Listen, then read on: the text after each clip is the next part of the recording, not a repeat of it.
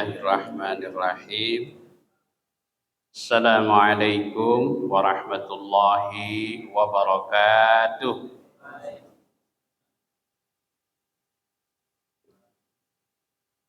Alhamdulillahillazi lam yattakhid walada wa lam yakul lahu syarikum fil mulki wa lam yakul lahu waliyyun minaz zulli wa kabbirhu takbira.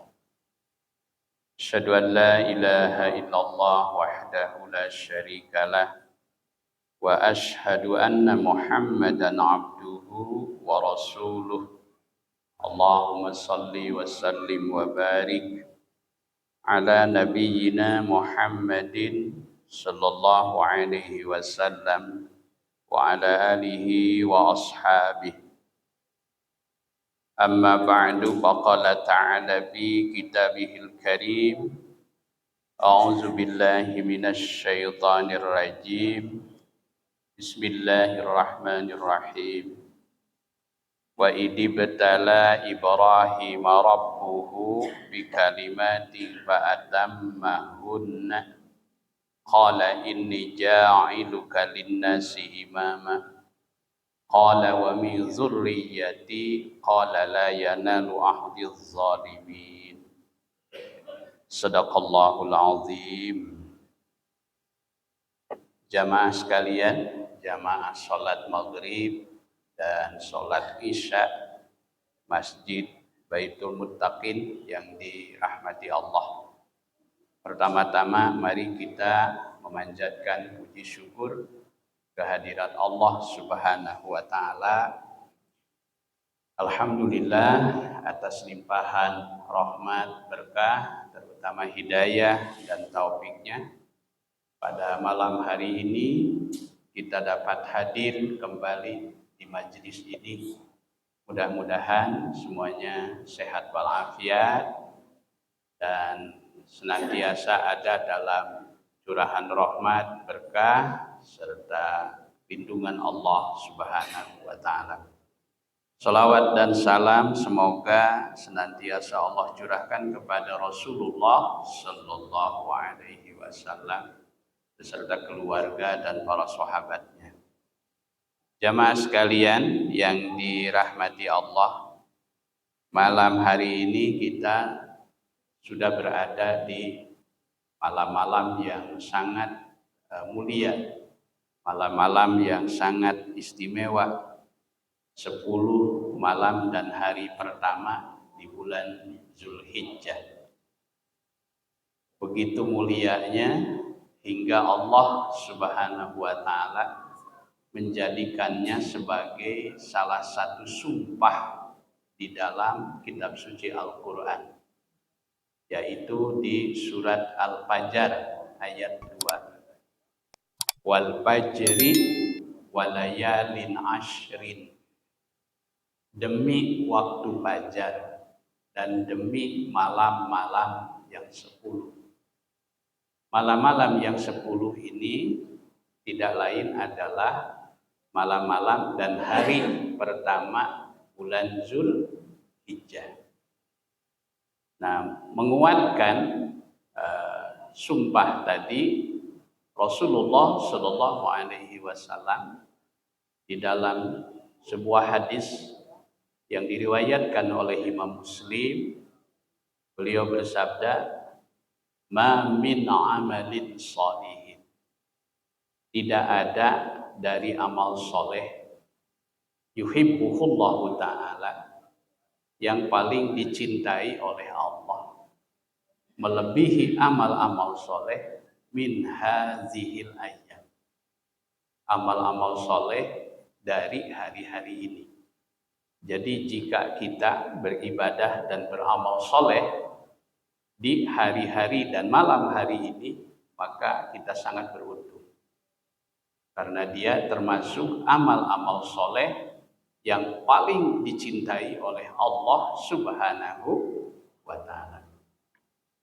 Begitu penasarannya hingga ada sahabat yang bertanya, walal jihadu fisabilillah, Bukankah jihad fisabilillah amal soleh yang paling dicintai oleh Allah? Nabi menegaskan walal jihadu fisabilillah. Tidak juga jika dibandingkan dengan jihad fisabilillah. Artinya amal-amal soleh yang dilakukan di hari-hari ini tetap masih yang paling dicintai oleh Allah. Karena itu jangan heran jika kita merasakan, jika kita beramal soleh di hari-hari ini, tantangan dan rintangannya pun lumayan sangat berat, ya. sangat terasa. Lalu Nabi melanjutkan, illa rajulun, kecuali jihadnya seseorang, kharaja binafsihi, yang keluar dengan membawa dirinya, wa malihi, dan hartanya, summa lam yarji syai'an, kemudian dia tidak pulang dari medan perangnya itu dengan membawa sesuatu apapun. Nah, ini menunjukkan begitu mulianya amal-amal soleh yang dilakukan pada hari-hari ini. Para ulama menekankan, terutama kalau tidak salah ada 6 amal soleh yang paling dianjurkan. Pertama adalah memperbanyak saum sunnah.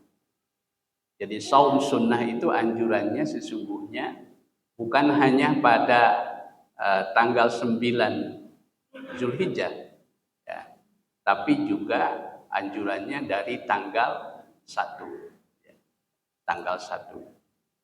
Nah, karenanya kita punya cukup banyak kesempatan. Silahkan untuk mengagendakan. Yang kedua adalah memperbanyak zikir dan takbir. Zikir dan takbir. Nah, ini berdasarkan firman Allah di dalam surat Al-Hajj, wazkurullaha fi ayyamin ma'dudat, dan berzikirlah kepada Allah pada hari-hari yang telah ditentukan. Nah, hari-hari yang ditentukan itu diantaranya adalah pada hari-hari 10 hari Zulhijjah ini, terutama di momen-momen nanti menjelang tanggal 9, 10 Zulhijjah. Jamaah sekalian, saya kira tentang urgensi dari zikir dan takbir ini tentu menjadi sangat penting untuk menguatkan, ya, keimanan, untuk menguatkan keimanan, ketauhidan kita. Kemudian yang ketiga adalah melaksanakan ibadah haji dan umroh. Tentu bagi saudara kita yang saat ini melaksanakan. Alhamdulillah, berarti hari ini para jamaah sudah berkumpul di kota suci Mekah, baik yang gelombang pertama maupun yang gelombang kedua. Kemudian yang keempat adalah kita persiapkan insya Allah untuk melaksanakan ibadah kurban. Ibadah kurban. Dan ini barangkali secara khusus mudah-mudahan sudah ada pemateri yang lain yang menjelaskan tentang fikih kurban. Kalau ingin lebih lengkap penjelasan saya tentang fikih kurban, bisa dilihat di YouTube ada tentang fikih kurban. Nah, itu silakan dilihat di sini. Penjelasan agak lumayan lengkap tentang fikih kurban. Fikih udhiyah. Udhiyah. Nah, yang pasti bahwa ibadah kurban ini adalah ibadah yang paling dicintai oleh Allah Subhanahu wa taala. Ada satu hadisnya yang jelas tentang keutamanya. Rasul bersabda, barang siapa yang tidak ada amal anak Adam yang paling dicintai oleh Allah yang dilakukan pada hari nahar dibandingkan dengan bahasa hadisnya min iraqatid dam. Iraqatid dam, yaitu mengocorkan darah. Mengocorkan darah. Dan sesungguhnya darah yang dikocorkan pada hari nahar itu sudah sampai kepada Allah di suatu tempat sebelum darah itu sampai ke bumi. Karena itu ini momen yang sangat-sangat istimewa ya bagi kita. Mudah-mudahan kita semuanya diberi kelapangan rezeki oleh Allah untuk dapat melaksanakannya. Baik. Kemudian yang berikutnya adalah kita dianjurkan untuk melaksanakan yaitu memperbanyak ibadah sunnah, ya. Ibadah sunnah, termasuk sedekah sunnah. Dan nanti insya Allah kita akan menutupnya yaitu dengan melaksanakan sholat Idul Adha. Nah, perlu juga saya jelaskan bahwa potensi Idul Adha pada tahun ini berpotensi untuk berbeda pula, sebagaimana Idul Fitri yang lalu. Ya, Idul Fitri yang lalu.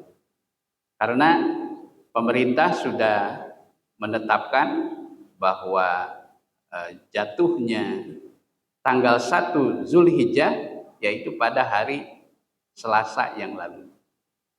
Hari Selasa yang lalu. Ya, berarti kemarin ya. Nah, sehingga hitungannya Idul Adha menurut ketetapan pemerintah jatuh pada hari Kamis. Ya. Nah, sebelumnya Muhammadiyah sudah menetapkan lebih dulu bahwa Idul Adha itu jatuh pada tanggal 28 ya, 28 Zulhijjah. Kami berharap bahwa ini tidak harus dijadikan persoalan. Karena ini merupakan bagian dari ikhtiar ijtihadiyah. Ya, ijtihadiyah. Dan kita harus mulai mengedepankan kedewasaan dalam beragama. Dalam arti itu bagian dari proses ijtihadiyah dan insya Allah kita yakini bahwa jika ini merupakan bagian dari upaya ijtihadiyah, maka kita berhusnuzon semuanya insya Allah akan diterima oleh Allah Subhanahu wa Ta'ala. Merujuk pada salah satu hadis, man ijtahada fa asaba. Barang siapa yang berijtihad, tentu saja yang punya otoritas di sini ya. Lalu ijtihadnya itu benar, falahu ajrani, maka dia berhak mendapatkan 2 pahala. Wa man ijtahada, dan barang siapa yang berijtihad fa akhta'a, ternyata ijtihadnya itu salah, falahu ajrun wahid, maka dia mendapatkan 1 pahala. Nah, inilah penghargaan terhadap ilmu ya. Jadi insya Allah semuanya dapat penghargaan di sisi Allah kalau semuanya dilakukan atas dasar ilmu, bukan atas dasar subjektivitas. Ya. Jadi kedepankan yaitu semangat keilmuan. Nah, inilah saya kira. Jadi bagaimana cara kita beramal? Silahkan lakukan sesuai dengan keyakinan masing-masing dan dahulukan yaitu sikap toleransi ya. Dalam arti yang saling menghormati ya. Saling menghormati pemahaman dari masing-masing. Insya Allah saya kira ya itu nggak ada masalah. Saya sendiri merasakan betapa pentingnya kita untuk mengamalkan yang namanya toleransi dalam arti yang sebenar-benarnya. Dalam arti yang sebenarnya. Bulan lalu saya tidak dapat hadir di pengajian ini karena saya ditugaskan oleh teman-teman di Muhammadiyah untuk mengikuti kegiatan. Namanya kegiatan PMB. Wah, apa itu PMB? Penguatan moderasi keberagamaan. Dan diikuti oleh 60 orang peserta, tokoh agama dari seluruh agama di Indonesia. Dari tokoh agama Islam diwakili oleh 2 ormas besar, yaitu dari NU dan Muhammadiyah. Qadarullah saya ditakdirkan untuk mewakili teman-teman dari Muhammadiyah Jawa Barat bersama seorang kawan dari Muhammadiyah Yogyakarta. Kalau dari Nahdlatul Ulama dari NU Jawa Barat dan diwakili dari NU Jawa Timur. Selama 1 minggu itu kami bergaul bukan hanya dengan sesama tokoh agama Islam. Bahkan saya satu kamar itu dengan tokoh agama lain. Dengan tokoh agama Katolik dan juga dengan tokoh agama Buddha. Ya. Nah, dari situ saya mendapatkan hikmah yang sangat penting. Pertama, secara pribadi, alhamdulillah saya punya keinginan kuat ketika itu untuk menunjukkan totalitas keislaman saya di hadapan mereka. Saya ingin menunjukkan bagaimana layaknya seorang muslim.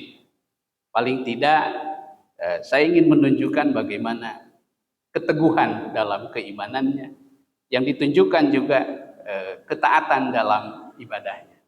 Ya. Alhamdulillah kalau di rumah kadang-kadang tahajud agak belang-bentong. Selama seminggu di sana agak lumayan rajin. Saya ingin menunjukkan totalitas itu. Kemudian juga kita berusaha menunjukkan pemahaman keislaman. Termasuk ketika saya ditanya oleh tokoh agama Kristen tentang pandangan Al-Quran mengenai Yesus, mengenai Nabi Isa. Kemudian saya jelaskan bagaimana adanya dalam Al-Quran. Dan kesimpulannya saya sampaikan bahwa dalam pandangan Al-Quran, perumpamaan Nabi Isa itu tidak berbeda dengan Nabi Adam. Inna masala Isa indallah kamasali Adam. Sesungguhnya perumpamaan Nabi Isa di sisi Allah ya, sama dengan Nabi Adam. Khalaqtahu min tin, ia diciptakan dari saripati tanah, summa qala lahu kun fayakun. Kemudian Allah berfirman kepadanya, kun, jadilah, fayakun, maka terjadilah. Jadi dalam Islam, dalam pandangan Islam, mengenai kejadian manusia itu sangat lengkap. Ada manusia yang lahir tanpa ayah dan ibu, itulah Adam. Ada manusia yang lahir tanpa ibu, itulah Hawa. Dan ada manusia yang lahir tanpa ayah, itulah Isa. Dan ada manusia, banyak kita manusia yang lahir melalui ayah dan ibu. Begitulah saya katakan pandangan ajaran Islam mengenai Nabi Isa alaihi salam. Nah, di situ kita sampaikan bagaimana pandangan kita. Dan kita hormati pandangan mereka. Karena di dalam beragama itu ada sesuatu prinsip yang disampaikan oleh Pak Khairul Anam, Ketua Komnas HAM dalam kuliah ya di hadapan kami. Beliau menyampaikan bahwa di antara hak dasar keberagamaan setiap manusia ada yang disebut namanya truth claim, yaitu klaim atas kebenaran. Nah, jadi kita menghormati terhadap truth claim. Nah, dan Islam juga kita harus menunjukkan keyakinan kuat tentang kebenaran kita terhadap ketauhidan. Dan ini menurut hemat saya yang harus kita refleksikan terutama di bulan Zulhijjah ini. Bahkan kalau boleh saya refleksikan, bulan Zulhijjah ini adalah bulannya untuk saatnya pembuktian ketauhidan. Karena Nabiullah Ibrahim alaihissalam sebagaimana dikatakan oleh Rasulullah SAW dalam sebuah hadis mengenai apa keutamaan kurban bagi kami ya Rasulullah. Rasul bersabda, hadhihi sunnatu abikum Ibrahim. Ini adalah sunnah bapak kamu Ibrahim. Dalam riwayat lain dikatakan ini adalah salah satu hikmah dari kurban itu adalah apa? Ihya'u sunnati imamul muwahhidin. Yaitu untuk menghidupkan sunnah pemimpin para pelopor tauhid. Oh, itu. Jadi para pelopor tauhid. Nah, jamaah sekalian, kita sebagai kaum muslimin justru harus mengekspresikan. Jadi bulan Zulhijjah ini adalah saatnya bagi kaum muslimin untuk mengekspresikan nilai-nilai dan semangat ketauhidan. Nah, inilah semangat Ibrahim itu, semangat ketauhidan. Dan sekaligus untuk menunjukkan bagaimana seorang yang bertauhid, yaitu kalau saya pernah baca apa yang menjadi keunggulan Nabiullah Ibrahim alaihissalam. Nabi Ibrahim itu beliau dikenal sangat menonjol itu adalah kesabarannya dalam ketaatan. Wah, ini. Jadi Nabi Ibrahim itu adalah seorang yang paling sabar dalam taat. Itu. Maka tadi saya bacakan surat Al-Baqarah ayat 124. Allah berfirman, wa idibtala Ibrahima rabbuhu. Ingatlah ketika menguji kepada Ibrahim, siapa rabbuhu, Rabbnya, bikalimatin, dengan beberapa kalimat. Nah, dalam ayat itu dinyatakan dengan bentuk jamak, bikalimatin, beberapa kalimat, tidak dinyatakan secara detail, ya, secara detail. Mengapa? Beberapa ahli tafsir menjelaskan karena apa? Dinyatakan dengan kalimat itu menunjukkan saking banyaknya, saking besarnya, saking beratnya ujian yang dihadapi oleh Nabi Ibrahim. Oh, itu. Saking banyaknya, saking besarnya, saking beratnya ujian yang dihadapi oleh Nabi Ibrahim. Tetapi apa yang kemudian terjadi? Fa'atammahun. Nah, Nabi Ibrahim itu berhasil melampaui, menyelesaikan semua materi ujian yang amat sangat berat, banyak, dan besar itu dengan sempurna. Inilah teladan yang paling utama dari Nabi Ibrahim alaihissalam.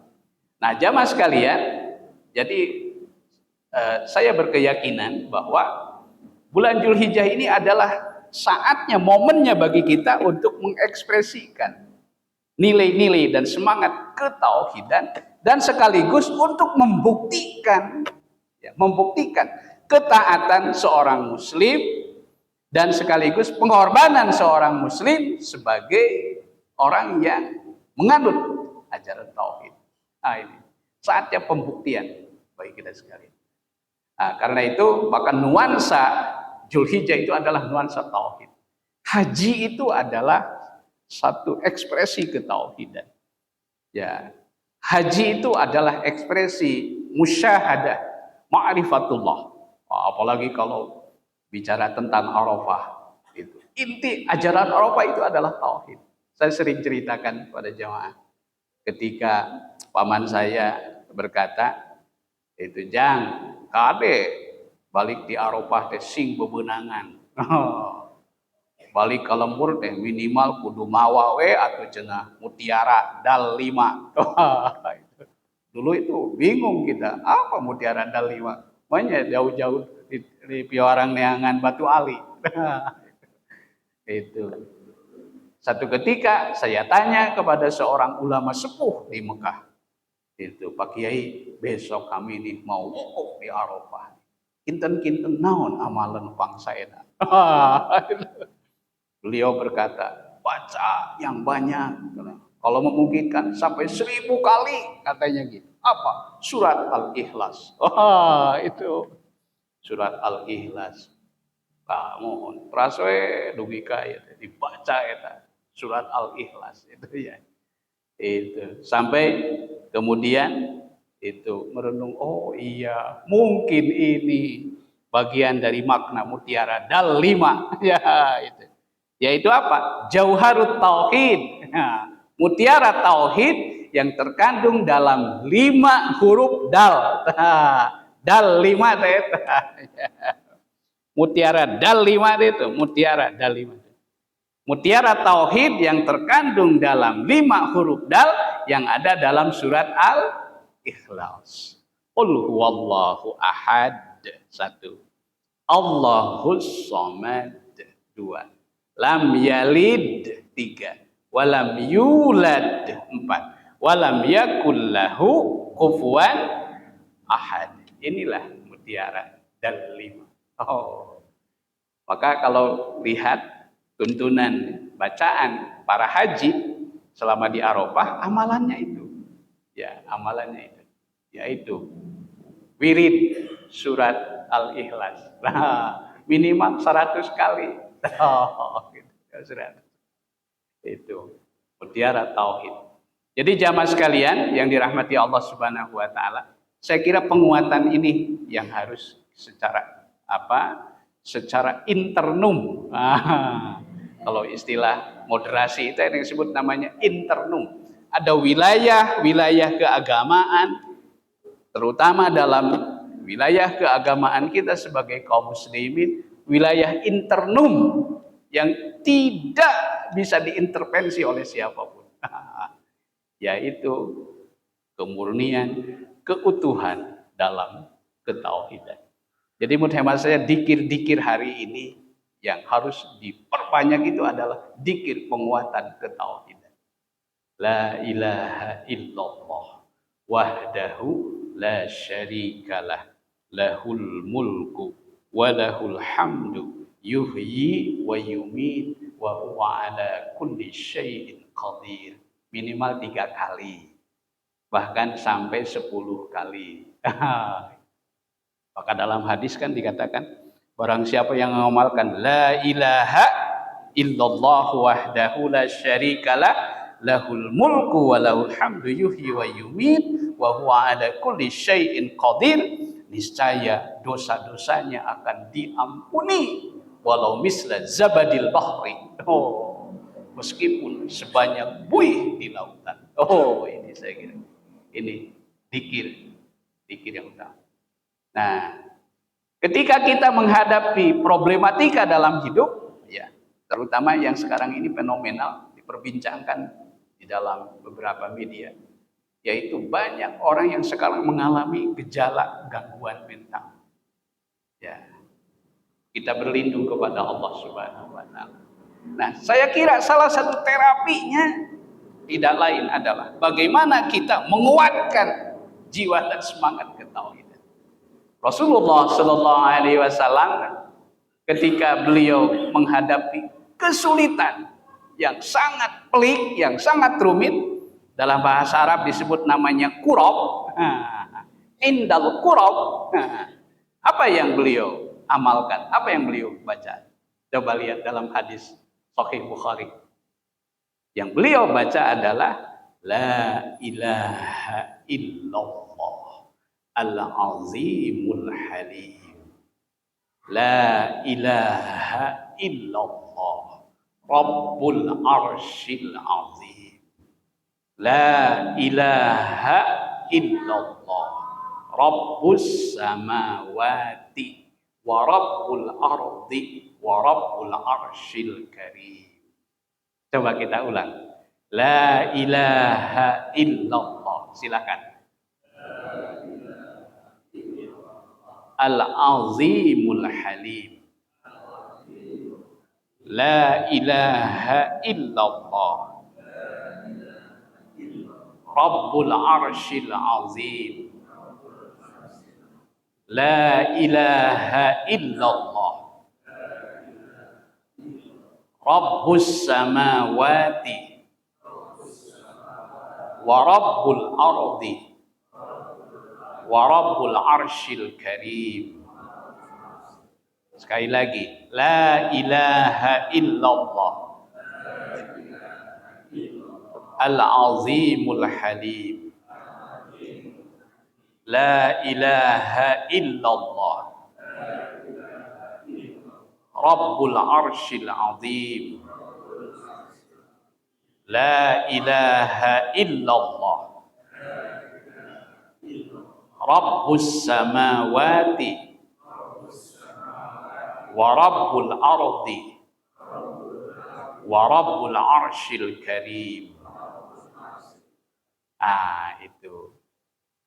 Coba lihat lagi. Ini betapa dahsyatnya kekuatan dzikir tauhid itu. Silahkan lihat dalam hadis Riyadhus Shalihin di bab yakin dan tawakal. Ibnu Abbas radhiyallahu taala anhuma berkata, Nabi Ibrahim alaihissalam berdoa ketika ia akan dilemparkan ke dalam api yang sangat besar. Apa doanya? Ternyata doanya itu tidak berbeda dengan doa kita. Hanya bedanya apa? Beliau mendikirkannya sudah mendarah daging. Jadi kalimat itu sudah mengurat dan mengakar di dalam dirinya. Itu bedanya. Mungkin kalau kita baru sekedar di lisan saja. Tapi Nabi Ibrahim mendikirkan doa itu, yaitu sudah ekspresi dari keyakinan yang sudah mengurat dan mengakar gitu ya, di dalam dirinya, menyatu dalam dirinya. Apa dikirnya itu? Hasbunallah wa ni'mal wakil. Lihat dalam Riyadhus Shalihin, jelas sekali. Hasbunallah wa ni'mal wakil. Nah, itu lafaz dari Imam Muslim. Kalau lafaz dari Imam Bukhari itu menggunakan redaksi hasbiyallah wa ni'mal wakil. Hasbiyallah wa ni'mal wakil. Hasbunallah itu artinya cukuplah bagiku, cukuplah bagi kami Allah. Hasbunallah wa ni'mal wakil. Saya kira dikir-dikir ini sekarang jauh lebih penting dan insya Allah itu akan memiliki kekuatan yang sangat dahsyat. Mudah-mudahan dengan kompak kita berzikir kepada Allah Subhanahu wa taala ya, sambil kita beristighosah, mudah-mudahan Allah memberikan hidayah kepada semua orang. Termasuk terutama para penentu kebijakan di negeri ini. Tahu kalau kita lihat berita-berita politik, wah liar. Tapi sebagai seorang muslim, kita harus punya keyakinan. Semuanya itu insya Allah, kita harus yakin. Semuanya ada dalam kendali Allah Subhanahu wa ta'ala. Semuanya ada dalam kendali Allah. Mungkin manusia bisa merencanakan ini dan itu. Tapi kita sebagai muwahhidin, muwahhidin itu pelopor, penganut ajaran tauhid itu, kita harus berkeyakinan bahwa semuanya itu insya Allah ada dalam kendali Allah Subhanahu wa taala. Ini saya kira hasbunallah wa ni'mal wakil. Nah, kata Ibnu Abbas, doa ini pula yang dibacakan oleh siapa? Oleh Rasulullah sallallahu alaihi wasallam dalam peristiwa perang Badar kecil. Badar kecil. Ketahuilah bahwa perang Badar itu terjadi 2 kali. Badar pertama terjadi pada tahun kedua Hijrah. Kaum muslimin memenangkan dengan sangat gemilang. Tahun ketiga perang Uhud, di mana kaum muslimin mengalami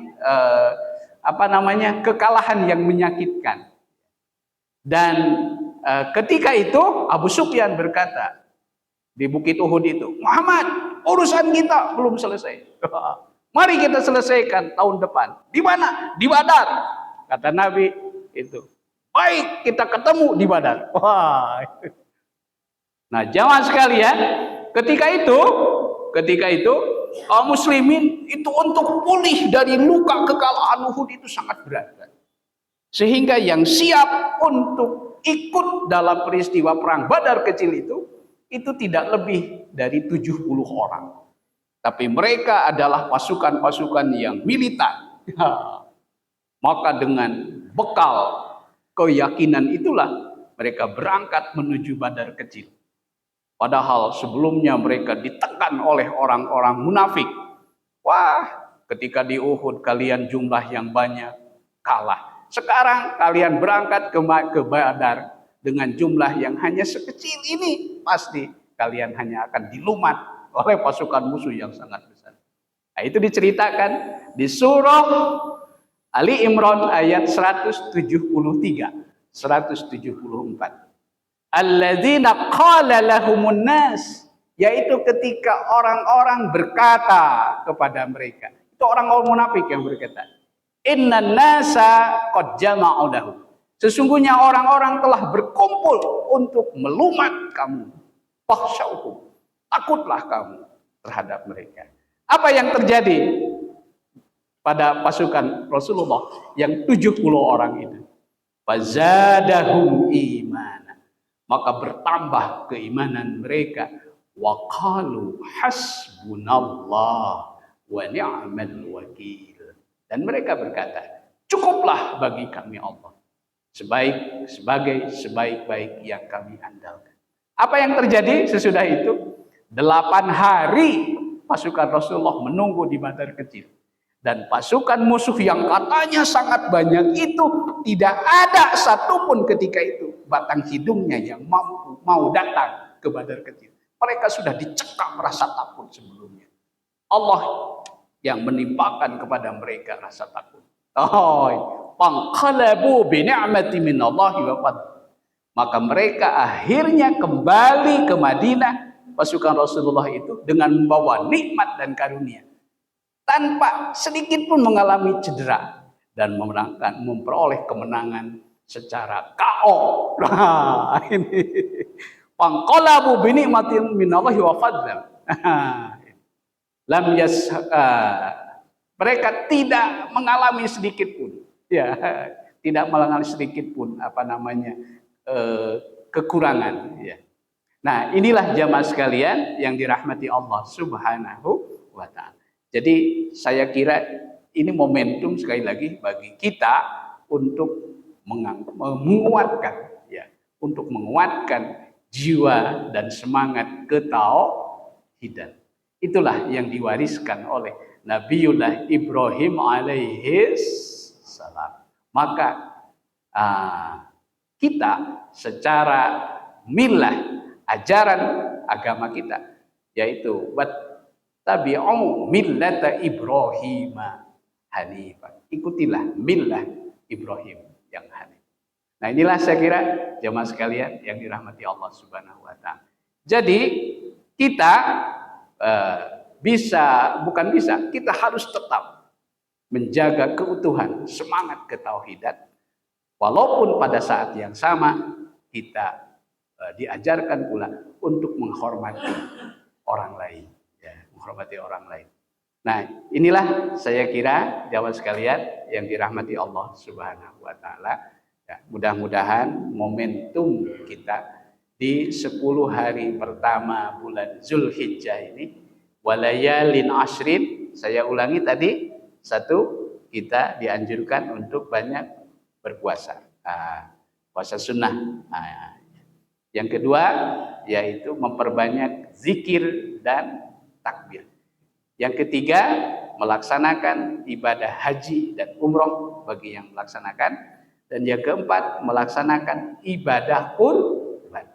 Yang kelima, yaitu memperbanyak amalan sunnah, terutama yang berhubungan dengan ibadah sosial, ya, memperbanyak bersedekah.